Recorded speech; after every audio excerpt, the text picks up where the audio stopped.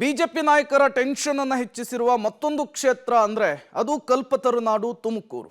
ಇಲ್ಲಿ ವಿ ಸೋಮಣ್ಣ ಅವರಿಗೆ ಸಪೋರ್ಟ್ ಅನ್ನ ಮಾಡುವಂತಹ ನಿಟ್ಟಿನಲ್ಲಿ ಮಾಧುಸ್ವಾಮಿ ಅವರು ಹಿಂದು ಮುಂದೆ ನೋಡ್ತಾ ಇದ್ದಾರೆ. ಯಡಿಯೂರಪ್ಪ ಸಂಧಾನಕ್ಕೂ ಕೂಡ ಮಾಧುಸ್ವಾಮಿ ಅವರು ತಣ್ಣಗಾಗಿಲ್ಲ. ಸೋಮಣ್ಣ ಮನೆಗೆ ಬರಬೇಡಿ ಅಂತ ಹೇಳಿ ಮಾಧುಸ್ವಾಮಿ ಅವರು ಹೇಳಿದ್ರು. ಕಾಂಗ್ರೆಸ್ನ ಮುದ್ದಹನುಮೇಗೌಡರನ್ನ ನಿನ್ನೆ ಭೇಟಿ ಮಾಡಿದ್ದಾರೆ. ಇದು ಕುತೂಹಲಕ್ಕೆ ಕಾರಣವಾಗಿದೆ. ಮಾಧುಸ್ವಾಮಿ ಬೆಂಬಲ ಯಾರಿಗೆ? ನಿಗೂಢವಾದ ಹೆಜ್ಜೆಯನ್ನು ಇಡ್ತಾ ಇದ್ದಾರೆ ಮಾಧುಸ್ವಾಮಿ ಅವರು.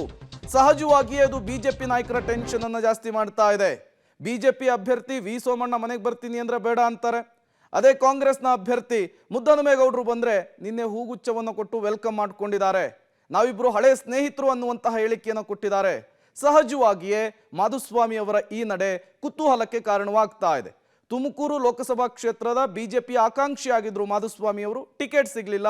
ವಿ ಸೋಮಣ್ಣನವರಿಗೆ ಟಿಕೆಟ್ ಕೊಡಲಾಯಿತು. ಸಹಜವಾಗಿಯೇ ಮುನಿಸು ಮುಂದುವರೆದಿದೆ. ಅಭ್ಯರ್ಥಿಯಾಗಿ ನಮ್ಮ ಮನೆಗೆ ಬಂದಿದ್ದಾರೆ. ನಾನು ಅವರು ಇಬ್ಬರು ಭಾಳ ಹಳೆಯ ಸ್ನೇಹಿತರು. ಇಬ್ಬರು ಒಟ್ಟಿಗೆ ಶಾಸಕರಾಗಿದ್ದರು.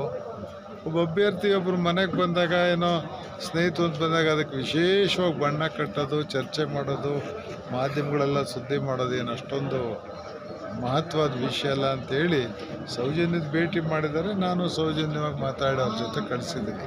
ಕ್ಯಾಂಡಿಡೇಟಾಗಿ ಬಂದವರು ಇನ್ನೂ ಕಡಲೆಪುರಿ ತಿಂದು ಹೋಗಿ ಬರ್ತಾರೆ. ಸಪೋರ್ಟ್ ಕೇಳ್ತಾರೆ. ಅವ್ರು ಕೇಳಿದ್ದಾರೆ.